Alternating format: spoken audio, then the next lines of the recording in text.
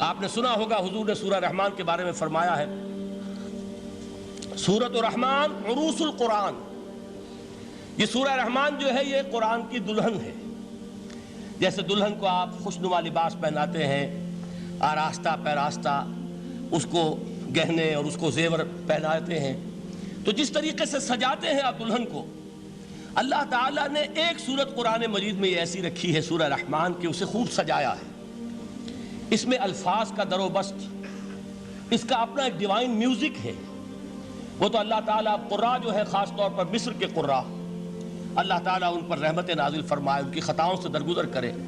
جس طرح قرآن کے انٹرنسک میوزک کو انہوں نے واضح کیا ہے، واقعہ یہ ہے کہ اگر یہ لوگ نہ ہوتے، شیخ عبد الباسط محمد عبد الصمد، شیخ محمود خلیل الحصری، یہ لوگ کہ جنہوں نے قرآن کے اس غنا میوزک، یہ لفظ جو ہے آپ حیران نہ ہو کہ میں یہ کوئی شاید توہین کر رہا ہوں قرآن کی، حضور نے یہ لفظ استعمال کیا ہے، تغنو، اس قرآن کو اچھی سے اچھی خوشلہانی کے ساتھ پڑھو۔ من لم یتغن بالقرآن فلیس منا، جو قرآن کو بہتر سے بہتر انداز میں، اچھی سے اچھی آواز میں، خوشلہانی کے ساتھ پڑھنے کی کوشش نہیں کرتا، وہ ہم میں سے نہیں ہے۔ بلکہ ایک مرتبہ حضور رات کے وقت آپ گشت پر تھے اپنے ساتھیوں کے حالات معلوم کرنے کے لیے۔ حضرت ابو موسیٰ اشعری رضی اللہ تعالیٰ عنہ ایک صحابی ہیں، ان کے گھر کے پاس سے گزر ہوا، وہ رات کو تہجد پڑھ رہے تھے، کھڑے ہوئے کیف کے عالم میں قرآن تلاوت کر رہے ہیں۔ حضور کو بہت پسند آئی ان کی قرات، کافی دیر تک وہاں کھڑے سنتے رہے۔ اب انہیں کیا پتا کون سن رہا ہے، بالکل اسی طرح سمجھ لیجئے ایک بات یاد آئی ہے، حضور فرماتے ہیں کہ جس طرح کان لگا کر اللہ قرآن کو سنتا ہے کسی چیز کو نہیں سنتا۔ ہمیں نظر نہیں آتا نا، ہمیں معلوم نہیں، ہم قرآن پڑھ رہے ہیں تو سننے والا کون ہے؟ سب سے زیادہ کان لگا کر خود اللہ۔ یہاں اس لیے مجھے یاد آیا کہ ابو موسیٰ اشعری کو کیا پتا تھا کہ کون سن رہا ہے؟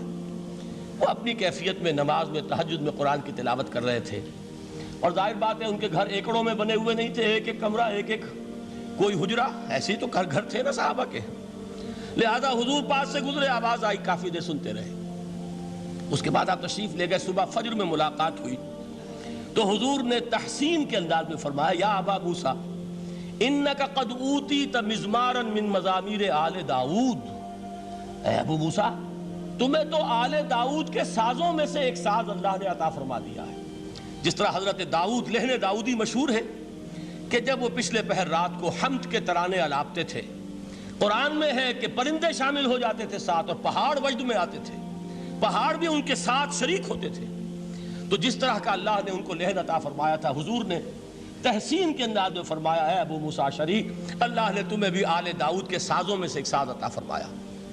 بہرحال قرآن مجید کا جو یہ میوزک ہے، قرآن کے الفاظ کا جو حسن ہے، جہاں تک حسن معنوی ہے وہ تو ہر لفظ میں ہے، لیکن یہ حسن ظاہری، حسن صوتی، حسن لفظی، یہ اپنے کلائمیکس پر آپ کو نظر آئے گا سورہ رحمان میں۔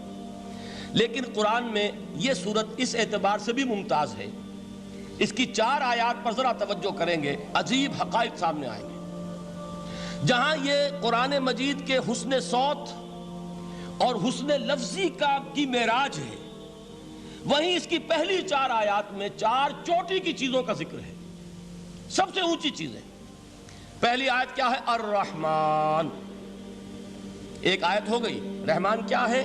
اللہ کا نام ہے۔ کبھی آپ نے غور کیا اللہ کے ناموں میں سب سے پیارا نام کون سا ہوگا؟ رحمان۔ کیوں؟ اس کا مادہ کیا ہے؟ رحمت۔ ہمیں سب سے بڑھ کر جس چیز کی ضرورت ہے وہ کیا ہے؟ رحمت خداوندی۔ نام اچھی طرح سن لیجئے اس حضور کے قول کو۔ حضور فرماتے کوئی شخص جنت میں مجرد اپنے عمل کی بنیاد پر داخل نہیں ہو سکے گا جب تک کہ رحمت خداوندی دستگیری نہ کرے۔ کسی صحابی نے بڑی ہمت اور جرأت کا ثبوت دیا کہ پوچھ لیا، کیا حضور آپ بھی؟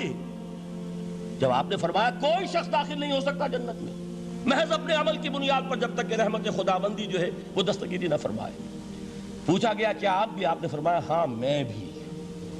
آپ انداز کیجئے کہ اگر محمد الرسول اللہ بھی رحمت خداوندی کے ضرورت مند ہوں تو تاب دیگراں چے رسد، ہماری تو سب سے بڑی ضرورت رحمت خداوندی ہے۔ اب یہ رحمت جو ہے قرآن مجید میں اللہ تعالیٰ کی یہ شان 2 الفاظ کے ذریعے سے آتی ہے، رحیم اور رحمان، اور کوئی مادہ نہیں ہے جس سے 2 نام بنتے ہوں اللہ کے۔ لیکن یہ مادہ ہے واحد رحمت کا کہ جس سے رحمان بھی ہے رحیم بھی ہے۔ رحیم صفت مشبہ ہے، رحمت دائم ہو جائے گی، مستقل ہوگی تو رحیم کہیں گے۔ اور رحمان، اس میں رحمت کی ہے وہ شان ہے کہ جیسے ٹھاٹھے مارتا ہوا سمندر ہو، ہیجان کی کیفیت، طوفانی کیفیت، رحمت خداوندی کا طوفانی جوش، وہ ہے رحمان۔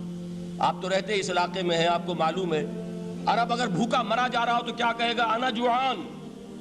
پیاسا مرا جا رہا ہو انا عطشان۔ بہت غضبناک ہوگا غضبان، غضبان آصفہ قرآن میں آیا ہے، بہت غضبناک۔ رحمان جس کی رحمت جو ہے جوش میں ہے، ٹھاٹھے مارتے ہوئے سمندر کے مانند۔ تو یہ اللہ تعالیٰ کے ناموں میں سب سے پیارا نام۔ اب آگے چلیے، الرحمن علم القرآن، رحمان نے قرآن سکھایا۔ رحمت خداوندی کا سب سے بڑا مظہر، رحمان کی رحمانیت کا سب سے بڑا مظہر قرآن ہے۔ ان میں جو منطقی ربط ہے اس کو سمجھتے جائیے۔ اچھا آپ یہ سوچئے، جو علم بھی انسان کو حاصل ہوا وہ کس نے دیا؟ اللہ نے۔ سائنس کا علم کس نے دیا؟ اللہ نے۔ علم آدم الاسماء کلہا، وہ علم الاسماء جو حضرت آدم کو دے دیا گیا تھا ازل میں، یہ اسی کا ظہور ہے، یہ اسی کی ایکسفولیشن ہے جو ہو رہی ہے اور ہوتی رہے گی ابھی۔ اور دوسرے علم ہے وہ کس نے دی؟ اللہ نے دی۔ لا یحیطون بشیء من علمہ الا بما شاء، مخلوق میں سے کوئی اللہ کے علم میں سے کسی شے کا احاطہ نہیں کر سکتا مگر وہ جتنا اللہ دینا چاہے۔